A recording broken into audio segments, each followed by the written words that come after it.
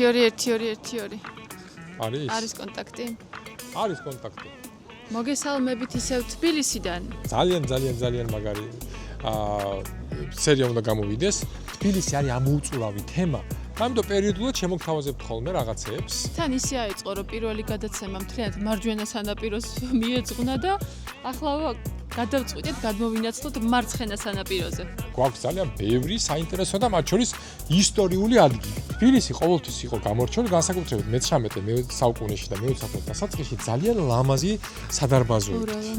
აღმაშენებლის გამზირზე ეს სახლი, რომელიც აშენებულია 1903 წელს, სოველმა საზოგადო მოღვაწემ და მეცენატმა ერასტი ჭავჭანიძემ, მაგრამ სახლი ხო თავისთავად საინტერესოა, მაგრამ თავარი არის ის, რომ ეს სადარბაზო არის ფაქტიურად საგამოფენო დარბაზი.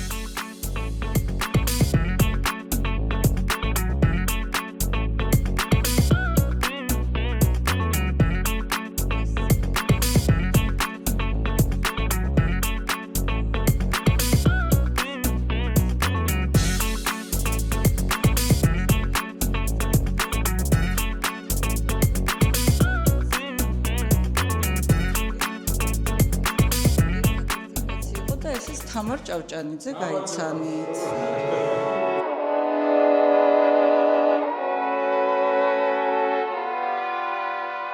საიდან დავიწყო ახლა როგორ გავაკეთო ისე რომ თქვენთვის იყოს ცოტა განსაკუთრებული და არა ტრაფარეტული. მე დავიბადე თამარ მიხელის ასული ჭავჭანიძე, დავიბადე ამ სახლში. ამ სახლში გავთხოვდე, ამ სახლში მეყოლა შვილიშვილები და მინდა რომ ამ სახლიდან გამასვენა. ერასტის ყავდა ეს მამა ივანე მემარილე, რომელსაც ყავდა 9 შვილი. 9. აი ერასტი იყო მე-7 რიგით. და ცხოვრობდნენ იმერეთის რომელიღაცა მიყრუებულ სოფელში და ბავშვები ძალიან უჭირდათ. ამიტომ ერასტიმ მამამ ასე გადაწყვიტა, რომ ჩამოვიყვან ამ ბავშვს თბილისში და რაღაცაში დაგვეხმარება.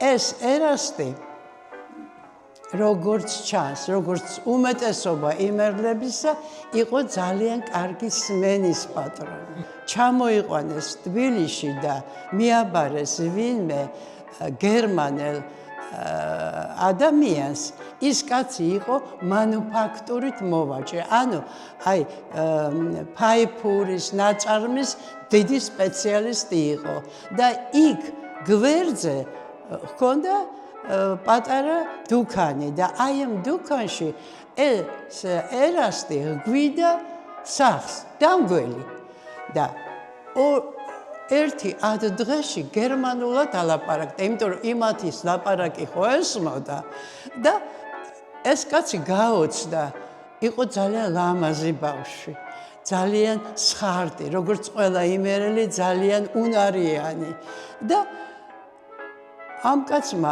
აიყვანა შეგირდად, მერე აიყვანა თავისი ნაწარმის ერთ-ერთ მეწარმედ. აი იმდენად შეუყვარდა ეს ბავშვი ამ გერმანელს და როცა ცოტა წამოიზარდა, გაუშვა გერმანიაში, ლაიფციგში, შეასწავლა ფაიფურის საქმე, იმან ნახა იქ რა სახლებიც იყო და რა ცხოვრებაც იყო და იქიდან რომ ჩამოვიდა, უკვე იყო ჩამოყალიბებული ფაიფურის მწარმოებელი იყო.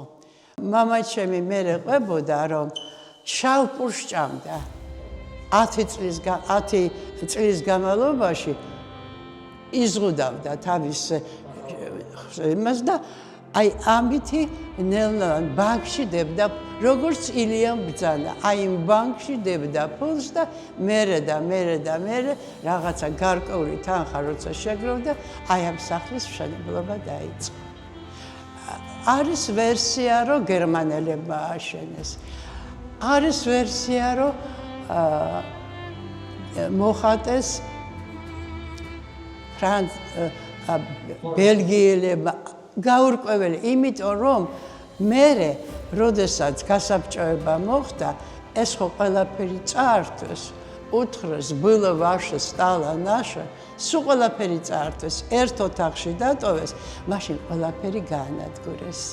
რაც კი საბუთები იყო, იმიტომ რომ ერასტი თურმე ასე ამბობდა, რომ თავარია ცოცხლები დარჩენ და დანარჩენი არაუშავს. მოვიდნენ სახმართველობა იყო მაშინ. სახმართველობიდან ორი მუშა კი არა ალბათ იყვნენ, რა ვიცი. ხო, მუშები ალბათ. საღებავებით და ფუნჯებით. და ამ დროს მამა იყო ქირურგი. და დილა და მამა ჩადეს აი ამ სადარბაზოდან და რა საპირებდო, რა გინდათო? ბაბუ, ასე უთხრას, არ გინდა სისუფთავე. გადავღებავთ ამას, გადაღება რა შეშეძლო? ლურჯი და ცისფერი, აი ეს მთლიანად რო ესე და შუაში ზოლი ასეთი და აი ესე მამა ჩემი აი ესე დადგა. აი ესე. აი ესე. ჯერ მე გადამღებეთო. არ გინდა ბაბუ. კარგი წავალთ და წავიდნენ და წავიდნენ. როგორც ჩანს, რაღაცას მიხვდნენ, არ ვიცი რას იყო და აი ესე შერჩა აქ, თორე დანარჩენი სახლიც ისევე იყო მოხატული, უფრო მეტად და უფრო უკეთესად და ერთი ისტორია კიდე უნდა მოგიყვეთ,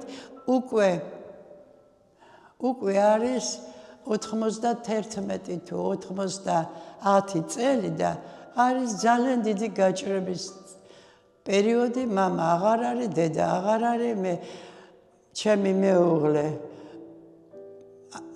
გეოლოგი ვერ მუშაობს, მე რაღაცა ექიმობას რაღაცას ჭაპას ვეწევი და მოვიდნენ გერმანელები. და აი ესო ჩვენაო, ესო გერმანული და ესო არისო ჩვენიო სიმდიდრეო და ჩვენიო სიამაყეო. ამას ახლა ჩვენო ფრთხილათო მოусნითო და ძალიან დიდ თანხას მოგცემთო. და მე ვუთხარი რომ ახლაც მე ვუთხარი მილიარდი რომ მომცეთ, ამას ჩვენ ვერ ვიზავთ, იმიტომ რომ აქ ხო ჩემი ბაბუ აი ესე ჩადიოდა ამ კიბეებზე და ღაპა ღუპი ცრემლები წამოვიდათ გერმანელებს და აი ესე შერჩა ეს. მობძანდით? აქ სულ როგორც სადარბაზოა მოხატული, ისე იყო მოხატული ყველაფერი აქ. და ერთი დეტალი მინდა გითხრათ. აი ეს კარები იყო სულ აქ დახატული იყო ფრანგული ცხოვრებიდან, ინგლისის ცხოვრებიდან, ესპანელების ნახატები იყო. ამ სახლის რემონტი როდესაც იყო, ერთი მეგრელი ქალბატონი იყო და იმას უყვები, რომ აი ამ ადგილზე იყო წითელ კაბაში ჩაცმული ცისფერი ატლასის ის ქონდა ბაფთა და ფეხასმელები ქონდა ცისფერი და იმ ქალმა ზღაპრებს ნუ მიყვებითო ქალბატონო თამარ. მე ვთქვი როგორ ზღაპრებს? აი აქ და ცრემლები მომერია. ამ ქალბატონმა უცებ მიმატოვა, წავიდა და მოვიდა და მოიტანა ფუნჯი და რესტავრატორი იყო და დაიწყო, აი ესეთივე იყო ეს კედელი, აი ესე. და დაიწყო ამისი ფხეკა, თავისი მეთოდებით. და გამოჩნდა ეს ვარდისფერი ისა და ისე ცუდად გახდა თვითონ, ისე ხო, დაიჯერა რომ ეს ამბავი, რომ აი ცრემლები წამოუვიდა, ვინ მოხატა და ვინგა იტალიელებმა თუ ქართველებმა არ არის ცნობილი, იმიტომ რომ არ აგვაქვს დოკუმენტები, რომელიც ჰქონდა აი ამ საწარმოაგიდაში, რომ ინახებოდა ჩვენ მას სულ ყველაფერი გააქრეს შიშისაგან, რომ მამა იყო აჯანყების ერთ-ერთი 24 წლის აჯანყების ერთ-ერთი ახალგაზრდა ბიჭი, მაშინ მე ერთ-ერთი ხელმძღვანელი და სიკვდილი მიუსაჯეს. და აი ერასტემ ასე ამბობდა, რომ შენი წონა ფული ჩავდეო, რომ გადაერჩინე სიკვდილისაგან და რაც კი იყო საბუთები, ყველაფერი გააქრეს, რომ დრო იყო ძალიან ცუდი და მძიმე.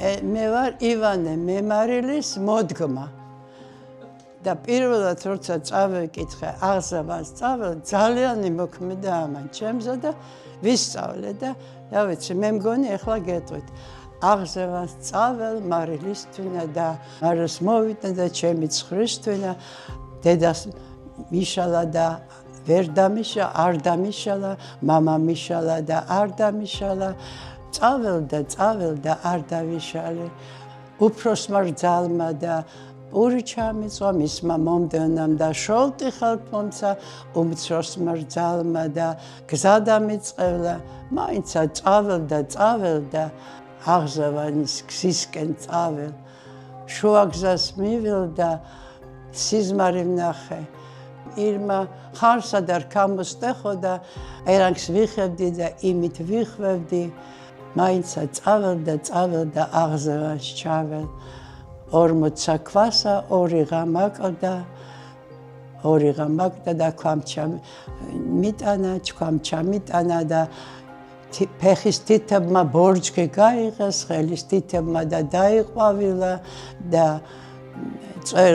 წერილ ვაშმა და ცვინება დაიწყო თქვენი ჭირიმე და ამხანაგებო ჩემ ირმა კამეჯ და შოლტი არ დაკრათ ჩემ ბრმა მოზვეს და შოლტი არ დაკრათ დედას უთხარით დედას დამწარსა ბერს ნუიტირებს და თვალებს ნუიტკეს ლელას უთხარით ლელას ჩემ დასა ინა იყიდოს და თითნი იღებოს შავისა ნაცსა თეთრნი ჩაიცვამს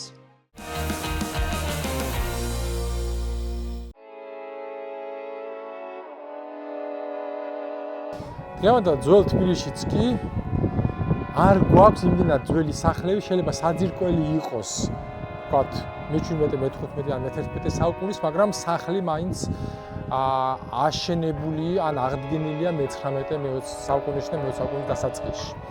ახლა მე ვიმყოფები ფორაქიშვილების სახლთან, ან უბრალოდ ფორაქიშვილების დარბაზთან, რომელიც ითვლება თბილისში ყველაზე ძველ სახლად. სხვათა შორის მე-19 საუკუნის დასაწყისში, როცა საქართველო ხდება რუსეთის იმპერიის ნაწილი, უშუალოდ ქართლ-კახეთის სამეფო, მოხდა აღწერა და აი ამ მიდამოში აღწერილია 450 სახლზე მეტი. მაგრამ სამწუხაროდ მხოლოდ ეს შემორჩა, დანარჩენები ან ძალიან გადაკეთდა, ან დაინგრა და მას მისაღებელზე სხვა აშენდა. სხვათა შორის ეს სახლიც არის ძირფესვიანად გადაკეთებული და რატომ ვამბობ და რატომ ვუსვამ ამას ხაზს. ის ფანტასტიკური აივნიანი სახლები მაინც არის პროდუქტი მე-19 საუკუნის არქიტექტურის, ანუ მაშინდელი თბილისია და ძველად იყო ბანიანი და დარბაზული სახლები, რომელიც უფრო ჩაკეტილი იყო. შემდეგ ცხოვრების იმ დროის თანამედროვე ნიუანსების შემოტანამ, რა თქმა უნდა, ხალხმა უკვე დაიწყო უფრო ღია სახლების მშენებლობა, რადგან მანამდე ნებისმიერი სახლი იყო ფაქტიურად ციხე-სიმაგრე. ძველი თბილისური დარბაზული სახლები აბსოლუტურად სხვანაირად გამოიყურებოდნენ, ვიდრე დღევანდელი თუნდაც ძველი თბილისის სახლები. ეს ძალიან კარგად მინდა რომ გაიგოს სულ ყველამ და ახმა რეალურად ძველი თბილისისა არ იყოს ისეთი როგორც დღეს გვაქვს. სინამდვილეში ამ ქალაქს გაცილებით დიდი ისტორია და გაცილებით სხვანაირი იყო ის, ვიდრე თუნდაც 200 წლის წინ. ეს არის შუა ცეცხლი, ნახეთ როგორი მესხური ტიპის დარბაზია და აქ ჩვენ გვაქვს ჩანახატი, რომელიც გერმანელმა არქიტექტორმა კაკცაარმა დახატა 1903 წელს და მას შემდეგ ის კიდევ გადაკეთდა რამოდენიმეჯერ, მაგრამ მეტ-ნაკლებად მაინც გვაქვს წარმოდგენა თუ როგორი იყო თბილისური სახლი. მას თითქმის არ ჰქონდა ფანჯრები, ზევიდან შუქის შემოსავალი ადგილი ჰქონდა ცოტა, მეტი ეს გასაგებია იმ ისტორიიდან გამომდინარე, რაც ქალაქს ჰქონდა, რა თქმა უნდა, ნებისმიერი სახლი იყო თავდაცვით ყაიდაზე მოწყობილი.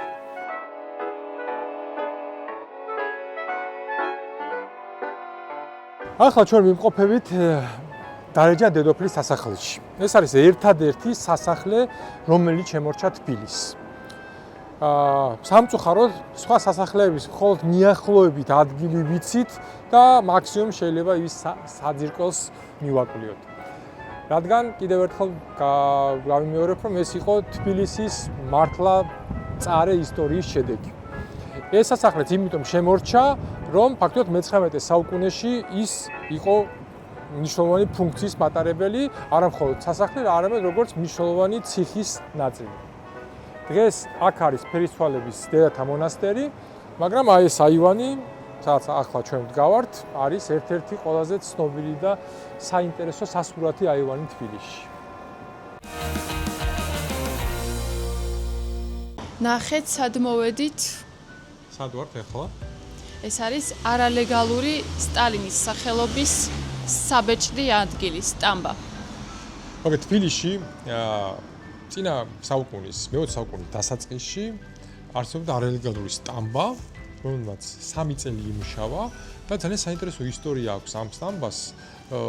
ერთი საკითხია, რას ბეჭდავენ, სამდენ მოგწონს არ მოგწონს, ამაზე არ საუბრობ, უბრალოდ თვითონ ფაქტი სტამბის ინფრასტრუქტურის ძალიან დიდ ყურადღებას იქცევს. ეს იყო რუსდმპ, ეს იყო რუსეთის სოციალ-დემოკრატიული პარტიის ბოლშევიკების დაარსებული სტამბა. ვინმე დათიკო როსტომაშვილი, რომელიც ეკუთვნოდა მიწა, ეს იყო ქალაქის განაპირა, აქ ააშენა სახლი და სახლის ქვეშ მოეწყო მთელი წყება იმისი, რა ქვია, გვირაბების, რომელსაც აუცილებლად ნახავთ. ანუ 3 წელი აქ იბეჭდებოდა პროკლამაციები და გაზეთები სამ ენაზე. თან დიდი რაოდენობით. როგორც ვიცით 270,000 მეტი დაიბეჭდა დაახლოებით. ქართული, რუსული და სომხური. ქართული, რუსული და სომხური ენაზე. და აქედან დაწილდებოდა უკვე შემდგომ სხვადასხვა ქალაქებში. ამიტომ ახლა ნახავთ თუ რა ინფრასტრუქტურას წარმოადგენდა, როგორი სისტემა ქონდა გვირაბების და საერთოდ როგორ მოხდა ამ ყველაფრის აღმოჩენა. ავიქნებ ჩავიდეთ.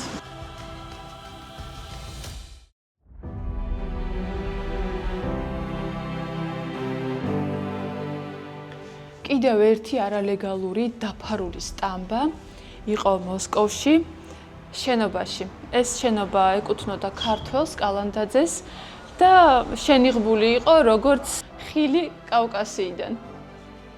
კალანდაძის სახელობის და ყველა საინტერესო არის ის, რომ აი აქ, სადაც იყო უშუალოდ თვითონ სტამბა, შესასვლელი ფარული იყო რუსული ტრადიციული ფეჩის ქვეშ. აი ამ ფეჩს ასე გამოწევდნენ და აი აქედან ასე ჩადიოდნენ. დათიკო როსტომაშვილს ჰქონდა აქ მიწა და მერიამ უბრალოდ მაშინ ქალაქის მმართველობა მისცა უფლება სახლი აშენებდა. ააშენა ორსართულიანი სახლი და ამ დროს საქმეში ერთვება აი ეს ბატონი მიხეილ ბოჭორიძე, რომელსაც დავალებული ჰქონდა არალეგალური სტამბის მოწყობა და აი აქეთ გამოდით აქ არიან სტამბის მშენებლები, აი ეს თვითონ დათიკო როსტომაშვილი, აქ ჩოდრიშვილები, მაღრაძეები, ანუ ფაქტობრივად ერთი ოჯახი იყო, ახლანდსავები იყვნენ და ასევე თვითონ აივანზე როცა სტამბა უკვე აშენდა, აი ეს ორი ქალბატონი ყოველთვის ერთ-ერთი მათგანი იჯდა და აკვირდებოდა ქუჩაში მოძრაობას და შემდეგ, როდესაც რამე საერთოდ შეამჩნევდა, ფეხების ბაკუნით ნიშანს აძლევდა და იქ ყველანაირი სამუშაო წყდებოდა. აქედან ეს ყველაფერი ქონდა ძალიან კარგად დაგებული. არალეგალური სტამბა ვერ ჩაივიდა მაშინდელი ქართული ბოლშევიკების გარეშე, როგორც ვთქვათ, იოსებ ჯუღაშვილი და სტალინი. აქ იყო, ვთქვათ, ბოჭორიძე, დავითაშვილი, აი ფილიპე მახარაძე, წულუკიძე, შაუმიანი, თვითონ კამოც თავისთავად და აქედან გამომდინარე ეს ხალხი აქ მოდიოდა და უშუალოდ ვთქვათ ამ შემთხვევაში სტალინის ბრძანებით რამოდენიმე პროკლამაცია დაიბეჭდა, თვითონ აქ იშვიათად ჩნდებოდა, რადგან უკვე საკმაოდ ეჭვმიტანილი იყო რაღაცეებში, შესაბამისად აქ ჩნდებოდა ძირითადად ის ადამიანები, რომლებიც ერთგვარად წარმოადგენენ თბილისის ჩვეულებრივ მოქალაქეებს.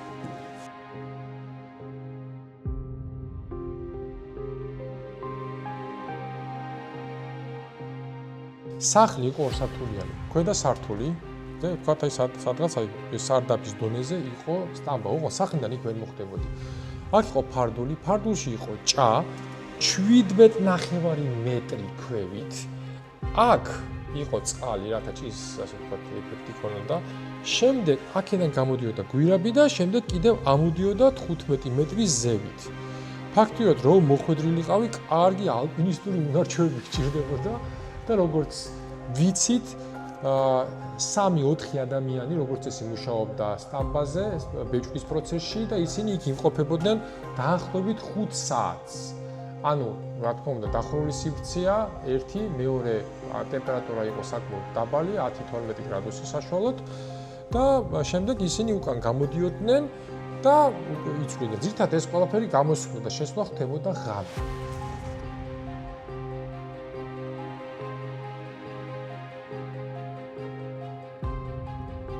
ეს არის სახლი, რომელიც არის სრულად აღდგენილი, რადგან როდესაც ის აღმოაჩინეს და დაანგრიეს, სრულად გადაწვეს. და შემდეგ 30 წლებში, 27 წელს უფრო სწორად ის აღადგინეს ფაქტობრივად იმ სურათების მიხედვით, რომელიც არსებობდა. ეს იყო ფარდული და აი აქედან ჩადიოდა ის ყველაზე მთავარი 17 მეტრ ნახევრიანი ჭა გვირაბი. აუ რა მაგარია. მინდა ჩასვლა რა. ნახე, აქაც ეტყობა რომ ქვევით არის ამოქოლილი. მე როგორც ვკითხე მუზეუმის თანამშრომელს წეღან,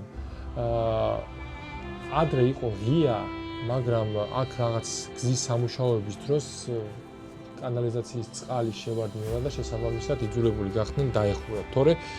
თორემ ძალიან კარგი იქნებოდა გაგვეულო ის. როგორ აღმოაჩინეს საერთოდ? აღმოჩენის ისტორია არის ძალიან საინტერესო და კურიოზული.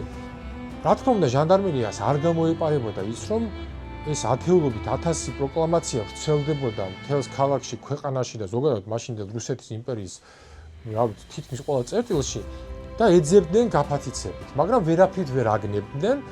მაგრამ მოხდა ესეთი შემთხვევა, ეტყობა 3 წლის განმავლობაში ცოტა მოდუნდნენ, დღე დაიწყეს მოძრაობა და ერთად მეზობელს შეუმჩნევია საეჭვო ჟანდარმერიის აცნობა, რომ საეჭვოდ ბევრი ხალხი მოძრაობს აი ამ სახლთან.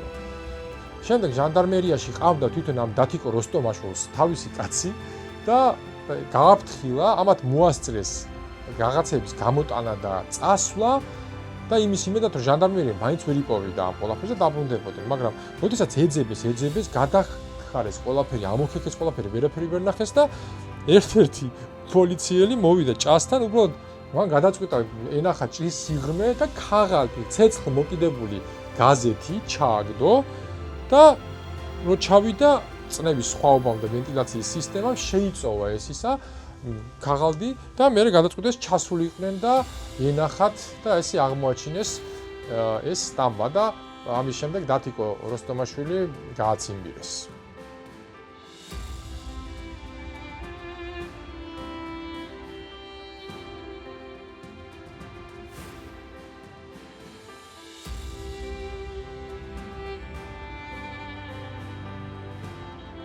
ეს კიბე აღდგა 1937 წელს ბერიას დროს. კი რა აღდგა უბრალოდ აშენდა, იმიტომ რომ შემოსასვლელი ჰქონდა სრულიად სხვა მხრიდან, ჭიდან, რომელიც უკვე ნახეთ.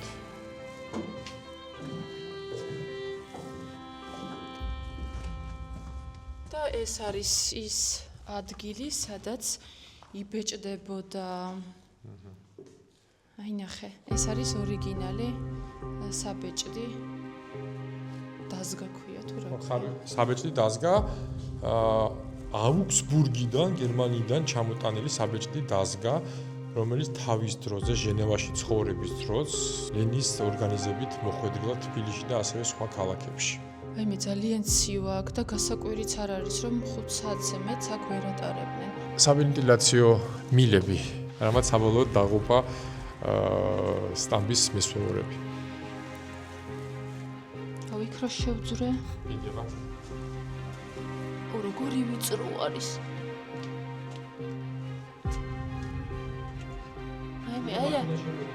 აი აქ არის, ნახე.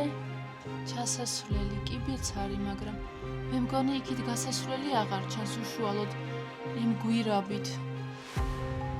აი ზემოთ რომ ვიყავით და ვნახეთ. ამოქოლილია? მგონი ამოქოლილია. რამდენი გრადუსია? 10. ხო, მიწისქვეშ ვარ და სტაბილურად იგივე ტემპერატურა ტენიანობა, რაც გამოქვაბულშია 10, 12, 14 გრადუსი.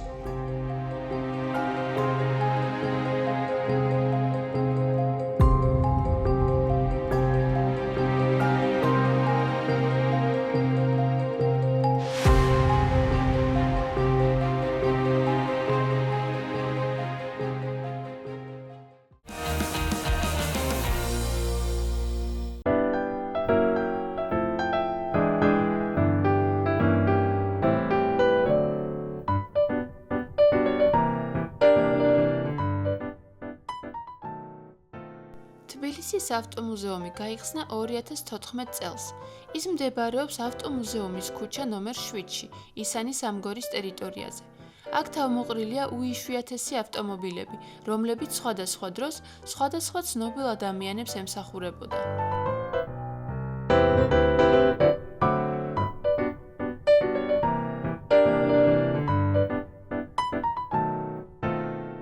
საინტერესოა ეს ავტომობილი, რომელსაც ქვია SMZ-C3D და სახელი უფრო გრძელია ვიდრე თვითონ ავტომობილი. და მანქანა არ იყიდებოდა ჩუქნიდან მეორე მსოფლიო ომის ინვალიდებს, ვისაც ფეხები ჰქონდა ომში დაკარგული.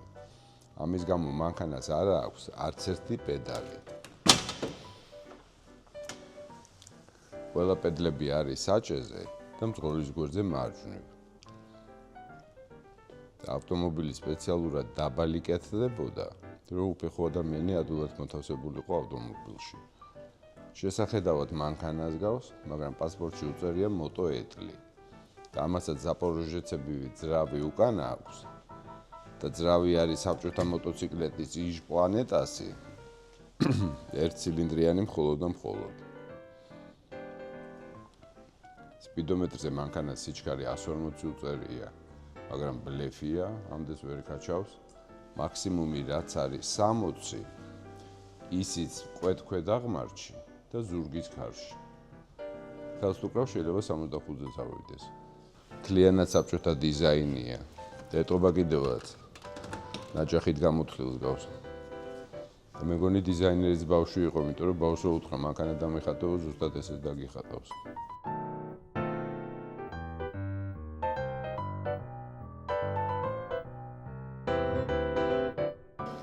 Ford მოდელი A.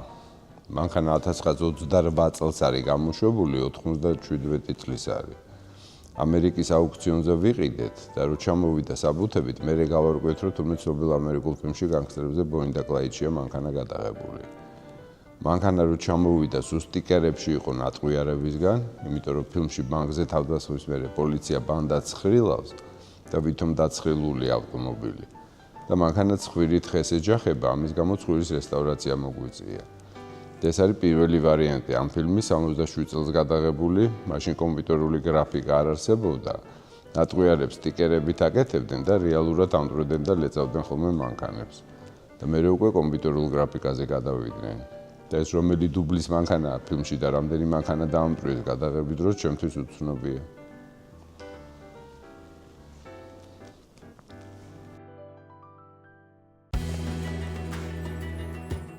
ეს ავტომობილი გადაღებულია ჯარისკაცის მამის სცენაში. მას მალე რესტავრაცია ჩაუტარდება.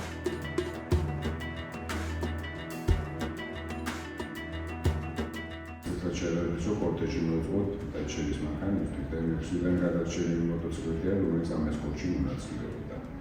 და ფერის გამოთვლა სპეციალურად მოუწიათ, იმიტომ რომ ფილმის ლეტიკი იყო დაჩელი მიწახება, მაგრამ ხასიათით მძიმე ჰქონდა. საბჭოთა სამაგურში ერთ-ერთი ვერ იტანდა და ამის გამო გადაღებდა, თორე არ ჩამოვიდა ტრაფიკი. აი მე რა კარგია. სულ დადიოდა. წავედით. და რა ხელებიათ. შემიძლია თამამად ვთქვა, რომ თბილისის ერთ-ერთი ყველაზე ფერადი ადგილია და ძალიან საინტერესო და თითოეული ეგზემპლარი, რომ არის ასეთი ისტორიით დატვირთული, არის ორმაგად საინტერესო. თბილისის არაკლია მუზეუმები, მაგრამ ეს არის ყველაზე განსხვავებული, მართლა ძალიან კარგია. არა მხოლოდ ავტომოყვარულებისთვის, ზოგადად რომ მოდიხარ და უყურებ იმას, რაცაც ვთქვათ, ახლა ჩვენი თაობის ადამიანებს ეს ბავშვობაში უნდა ქონოდა ამ ყველაფერთან ნაწილობრივ შეხება, ან სრულად შეხება. შენ რომელი მანქანა მოგეწონა ყველაზე მეტად? მე ეს კაბრიოლეტი და აი ეს ფორდი ბონი და კლაიდში რო გადაღებული, იმით სიამოვნებით გავისეირნებდი, კი არა, ვიყოლიებდი. ჩემი ფავორიტი ის არის გაზ 4 პიკაპი. თან სულ 5 ცალი არის მსოფლიოში დარჩენილი და მანამდე წლების წინ ასეთ მანქანას რომ გადავეყარე, არც ვიცოდი რომ იყო აქ მუზეუმში. თან კაი, ასე რომ მობრძანდით და ნახეთ და ისიამოვნეთ რა, მართლა როგორი მუზეუმით შემოხვალ და რაღაცა შეიძლება გამოსვლა, გასვლა არ დაგჭირდეს კარგა ხანი. თან ბილეთის ფასი 10 ლარია.